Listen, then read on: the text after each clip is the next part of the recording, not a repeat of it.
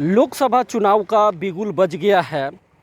ऐसे में अब बता दें कि जो भी लड़ने वाले दिग्गज जो उम्मीदवार है, प्रत्याशी है, वे अब तैयारी में लग गए हैं। इसी दौरान बता दें कि एक चेहरा जो प्रकाश मणि तिवारी हैं, ये भी अब अपना दावेदारी पेश कर चुके हैं। और सबसे अहम बात हम आपको बता दें कि ये विदेश में करोड़ों रुपए की अपनी नौकरी छोड़ करके ये चुनावी मैदान में कूदे हैं। चलिए आज इनसे जुड़ते हैं और बात करने का प्रयास करेंगे कि आखिर चुनावी मैदान में बड़े बड़े दिग्गज चेहरे हैं, लेकिन ये अपने आप को कहाँ देख पाते हैं और इनका चुनावी एजेंडा मुद्दा क्या रहेगा। बहुत बहुत स्वागत है प्रकाश मणि जी हमारे TV20 एक्सप्रेस न्यूज़ में आपका।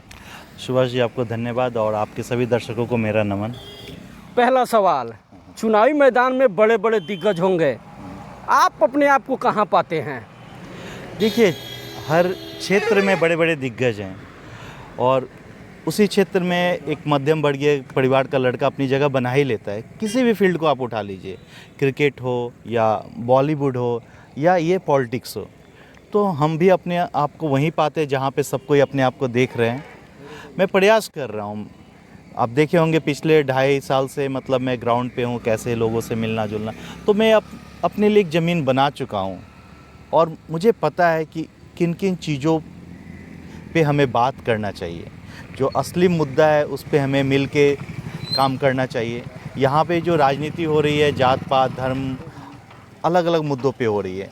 अभी जो हमारे यहाँ चर्चा है किसको टिकट मिल रहा है नहीं मिल रहा है, लेकिन असली मुद्दा क्या है आप देखेंगे, असली मुद्दा पे किसी नेता के मुंह से एक शब्द भी नहीं सुनेंगे कि हमारा जो समाज है किन किन मुद्दों से अभी पीड़ित है, किन किन समस्याओं से जूझ रहा है, हमारे युवा किन समस्याओं से जूझ रहे हैं। एक नशाखोरी जो है इतनी गंभीर समस्या है जिस पे किसी का ध्यान नहीं है।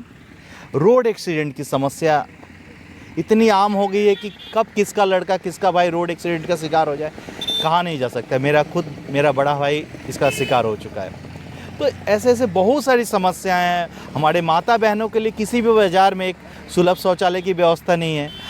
हमारे प्रियजन अगर बिछड़ जाएं तो नदी के किनारे आप ले जाके बरसात में जला लाश नदी में फेंक के आने को लोग मजबूर हो जाते हैं। एक शमशान घाट की भी व्यवस्था नहीं है। ऐसे हज़ारों मुद्दे हैं जिसको लेके मैं चल रहा हूँ। मैं चाहता हूँ कि लोगों का ध्यान इस पे जाए, लोग पार्टी पॉलिटिक्स और जात पात से हट के इन चीज़ों पे बात करें। क्योंकि अगर आप देखेंगे तो हायर लेवल पे कोई पार्टी है ही नहीं। आप जिसको वोट देते हैं वो आपके अगेंस्ट चला जाता है, दूसरे पार्टी से गठबंधन कर लेता है और अपनी कुर्सी बचाने के लिए लोग कुछ भी कर लेते हैं। पे आप विदेश में कमा रहे थे, लेकिन राजनीतिक में आने का कहीं ना कहीं क्या उद्देश्य मानी जाए? देखिए, इसमें आने का जो मेन पर्पज़ ये रहा है कि मेरे घर में एक लड़का कोरोना के समय में जब रहता था तो मेरे घर का एक लड़का स्माइक नशे का शिकार हो गया।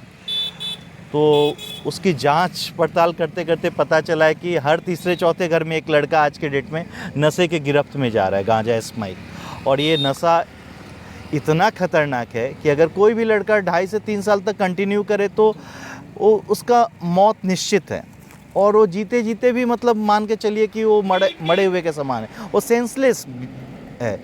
और उसकी वजह से उसका जो परिवार है आर्थिक तौर से, सामाजिक तौर से, मानसिक तौर से हर तरह से वो कमज़ोर होते जा रहा है। घर में अगर कोई और दूसरा बच्चा भी पढ़ने वाला है या काम करने वाले, वो पूरी तरह से मानसिक रोगी हो जा रहे हैं और आर्थिक स्थिति खराब ही हो रही है। तो ये सब चीज़ें बहुत ही गंभीर समस्या है। चलिए, बड़े बड़े दिग्गज भी होंगे चुनावी मैदान में, आप निर्दलीय हैं, ऐसे मिल रही है जानकारी, कितना राह आपके लिए आसान होगा? देखिए, बड़े बड़े दिग्गज जिन भी आप बात कर लें सिवान में, उनका तो पास्ट रिकॉर्ड जो है, ट्रैक रिकॉर्ड आप उठा के देख सकते हैं। इन्होंने किया क्या है। जाम की समस्या सिवान से लेकर हर एक बाज़ार में, कोई ऐसा बाज़ार नहीं है सिवान ज़िले के जहाँ पे ट्रैफिक जाम की समस्या नहीं है। किसी भी बाज़ार में एक सुलभ शौचालय की व्यवस्था नहीं है।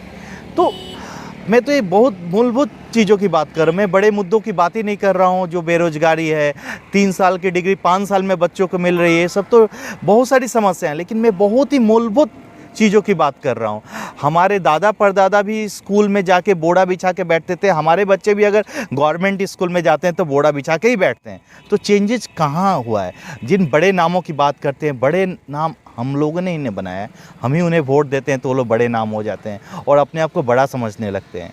असलियत ये होना चाहिए कि आपको इतना मैंडेट से वोट मिलता है तो आपको जनता के लिए कुछ करना चाहिए कि उनका जीवन स्तर सुधरे। ये ना कि केवल आपका जीवन स्तर सुधर गया हो गया।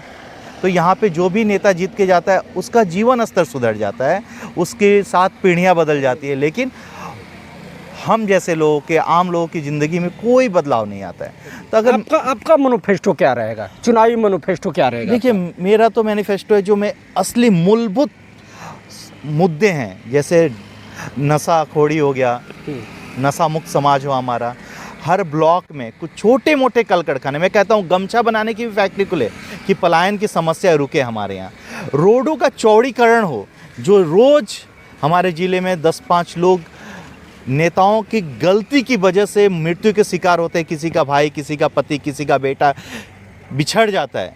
गलती किसकी? आपने डिवाइडर नहीं बनाया, आपने रोडों का चौड़ीकरण नहीं किया, और इसमें हम जैसे मासूम लोग इसमें पीसते हैं। तो रोडों का चौड़ीकरण हो, हर बाज़ार में सुलभ शौचालय हो, हमारे ज़िले में एक यूनिवर्सिटी की व्यवस्था हो, जो 3 साल की डिग्री 5 साल में बच्चों को मिलती है, उनके कैरियर में मतलब बहुत पीछे चले जाते हैं। तो ऐसे ऐसे बहुत सारे मुद्दे हैं जिसको मैं लेके चल रहा हूँ, लोगों तक पहुँच रहा हूँ, और इस पे मैं बात कर रहा हूँ। लगातार वक्त भी अब लोकसभा चुनाव में कम बच गए हैं, ऐसे में आपकी जो चर्चाएं हुए वे काफ़ी तेज़ है, धरातल पे भी आप जा रहे हैं, समस्याओं को काफ़ी करीब से आप देखने का प्रयास भी कर रहे हैं। तो ऐसे में लोकसभा के जो भी लोग हैं उन लोगों के क्या कुछ अपील करेंगे, क्या कुछ कहेंगे? देखिए, मैं तो यही कहूँगा कि जो भी हमारे सिवान के सम्मानित जनता है, आपके घर से एक लड़का उठ के आया है, ना कि इसका कोई पॉलिटिकल बैकग्राउंड है ना कुछ है। मैं बस इसलिए आया हूँ कि मैं असली मुद्दों को सामने ला सकूँ, जिससे कि शीर्ष नेतृत्व से लेके जो भूमि पे हमारे कार्यकर्ता जो भी हैं, इस राजनीति से जुड़े हुए, सबका ध्यान जाए। मेरा मकसद यही है कि असली समस्याओं से हमें समाधान मिले। तो मेरा प्रयास ये है कि आप लोग हम जैसे लड़कों को भी चांस दें, मदद करें, तभी ना कोई लड़का हिम्मत कर पाएगा। अगर आप हिम्मत ही तोड़ देंगे, आप लोग नहीं सपोर्ट करेंगे, तो आपके हमारे घर का लड़का कभी आगे नहीं आ सकता है। वही जो परिवार हैं उन्हीं के लड़के आगे आएंगे, उन्हीं में से कोई आएगा, उनका पत्नी किसी का, पति किसी का, कोई रिलेशन में से लोग उनके बेटे घूम के आते रहेंगे। लेकिन ये जो हमारा जो